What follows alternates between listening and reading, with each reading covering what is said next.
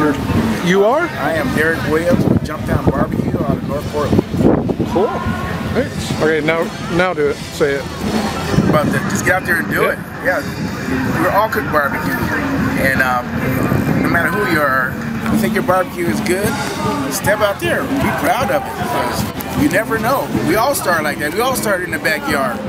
You know, I had to make that leap too, you know, from being comfortable in the backyard to this. Sure, it's a little nervous and worried, but what you're getting, but hey, it ain't that bad. I mean, you got your timeline when you come in. Like our turn-ons are 11 o'clock, 12 o'clock, 1 o'clock, and 2 o'clock. So like at night you have to make sure you put your big meats on, which are the brisket and the pork butt, so to be ready. You got enough rest time before you have to slice them and turn them in. I'm a 5-hour rib cook, so I know my ribs take 5 hours.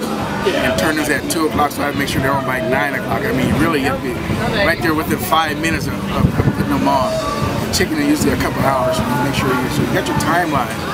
So you need to know your food well and stick to your timeline. Cookers. That's what you need, your cookers. You know your cookers well. The secret is just get out and competing. Secret to success is to keep competing. Yeah, every day. I mean, just like anything else, you know, you have your good days, you have your bad days. You know, sometimes you get to walk, sometimes you don't get to walk, but you don't give up. You just keep going at it, you know. And we're all competitive here, but we're all good friends here. So I know if I'm having trouble with something, I can go down the road and ask so-and-so, hey, I'm having trouble with this. What do you think? And he'll give me advice. Same thing with me, you know. So that's the thing. You just have to keep trying. That was kind of self-taught, and like most men do, you know, we're masters of the grill. You know, no one gets to touch the grill but us. So, you know, I took a few classes, but they were pretty much general. I mean, barbecue is pretty much the same. People just do it differently. They give me their profile they use for their rub or their sauce. We all cook on different cookers, so I can't tell you when I cook on my cooker how you'll cook on. If you got like a stick burner, it's different. So you just have to learn that from trial and error. Like I say, get out and do it. What are your 2 favorite woods to use, and why would you change your wood smokes? It's different in what part of the country you cook in. Like if I go down and cook a competition in Texas, I'm going to use mesquite. That's what they use down here, but I can't use mesquite up here. They say it's too strong to ours. We're more of a fruit wood up here, so we use cherry, apple, and may throw in a little hickory or oak. But stay away from mesquite. So depending on what part of the country you're in, up here we use cherry and apple. What's the first one again? What is the secret you can share about making your meat moist and juicy? Basically, it's time. You know, it's low and slow. That's how I cook. Like I said, like I tell my ribs take 5 hours to cook. My pork butt and brisket take anywhere from 12 to 14 hours to cook. So it's a matter of it's low and slow and giving the meat time to break down. And do you use brines or marinades? No, all the time I make brine, I brine my chicken, and my brine for my chicken is just water and rub. And I brine that overnight, and that's the only thing I brine. And when do you use foil in your cooking process? The only time I use foil on, I use foil on the ribs, the brisket, and the pork butt. With brisket and pork butt, there's a stall point about 160, 165. The meat will stall. So what you do there, you may foil it then, help it get over the temperature, especially on a timetable. And on my ribs, I do it too to help speed up the process and get them tender. So I use that 2 times. I use it on my pork butt and my brisket, and I use it on my ribs.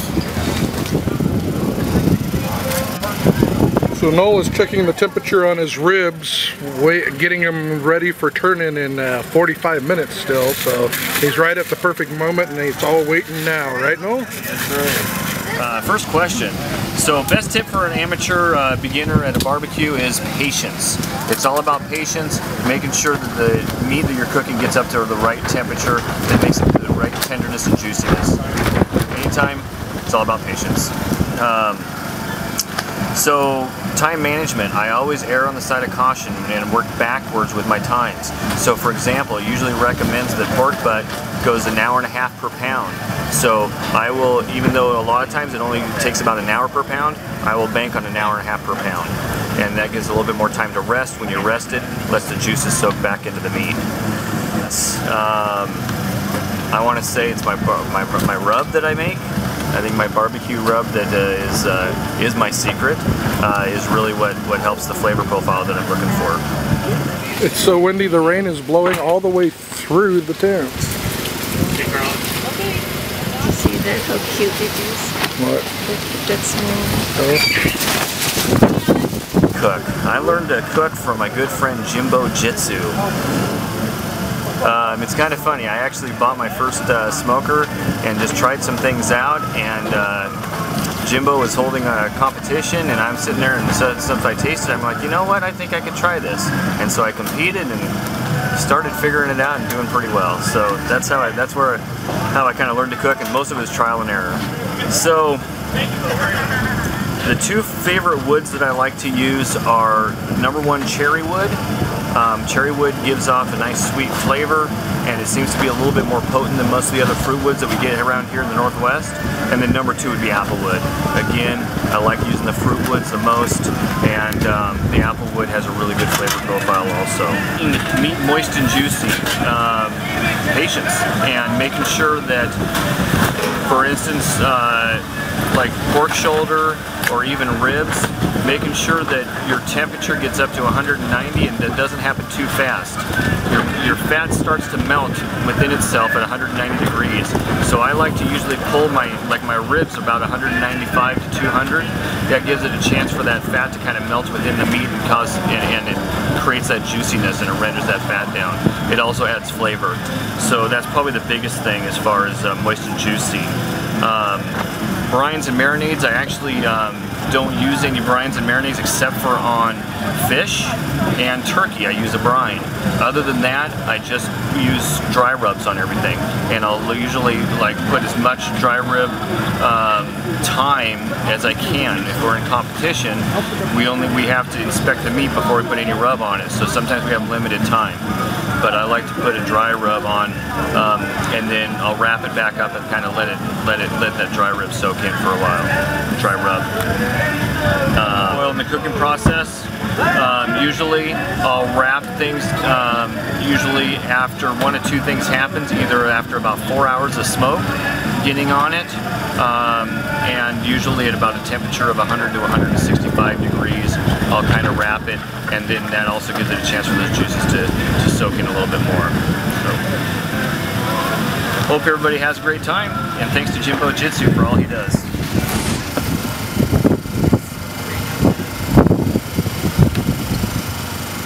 Cloud? Yeah.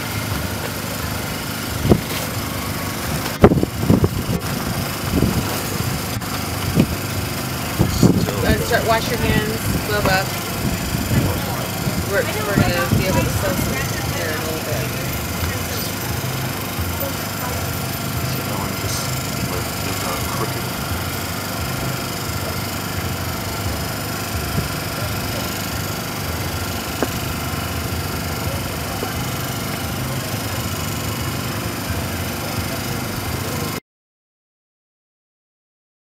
To do, or anybody who even wants to become a competition barbecuer, is to start traveling with a competition team. You know, just come up to a team like us and say, I want to learn, and most of the teams will take them in. And there you can see all of the tricks and the ins and outs and the pros and the cons and the failures. In LA a couple years ago.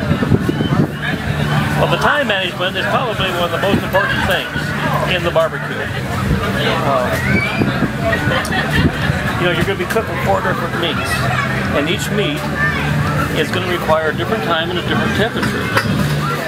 And we spend a lot of time trying to figure out exactly how long does it take to cook a 9-pound pork butt, a 15-pound brisket. Now when we go into a competition, and we've been practicing with a 15 and a 9-pounder, and we know exactly how long it takes, now we don't go out and buy a 6-pounder and a 12-pounder. You know, that's how you learn that time thing.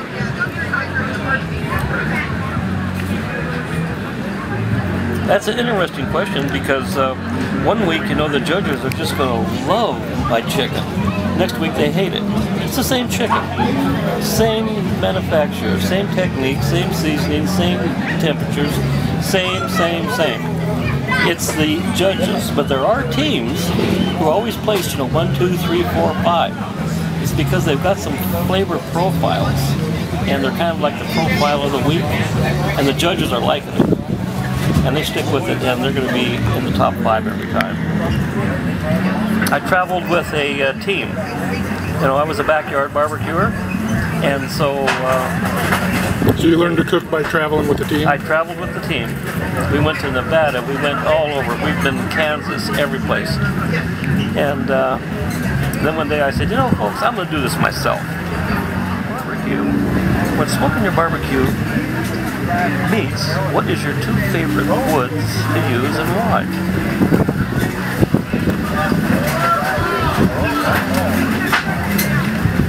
I prefer the fruit woods, the apple, pecan, cherries. They generally burn hot, they burn consistent, and they never ever overpower or turn your food bitter like a mesquite or even too much hickory. You know, it doesn't seem like you can get too much pecan, too much apple, too much cherry. Well, making your meat moist and juicy. Is there a special pre-cooking process, such as brines and marinades? And if you do use foil in cooking process, when will you wrap it in foil? Again, the last question, you know, that's time management. You know, we know that if we're going to put on a 9-pound pork butt at 275 degrees, we're going to put it on at 3 o'clock in the morning. We're going to wrap it at 4. And when we do wrap it, we're going to put in a little bit of apple juice or something of that nature to create a moisture. And then we know that in about 4.5 hours, that pork butt is going to hit 197.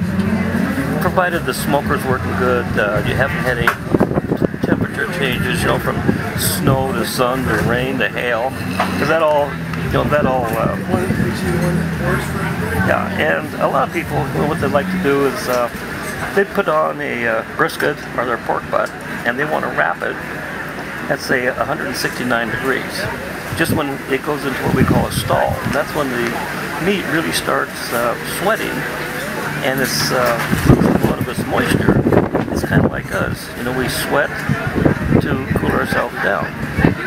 Now when it goes into a stall, that can last for several hours. A lot of people don't like that, so they wrap it.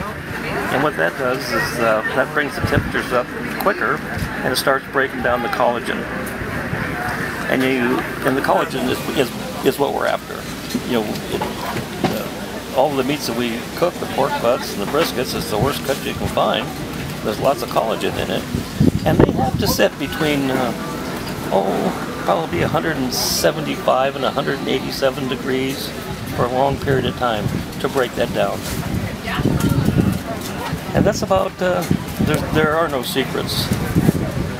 It's just a lot of hard work.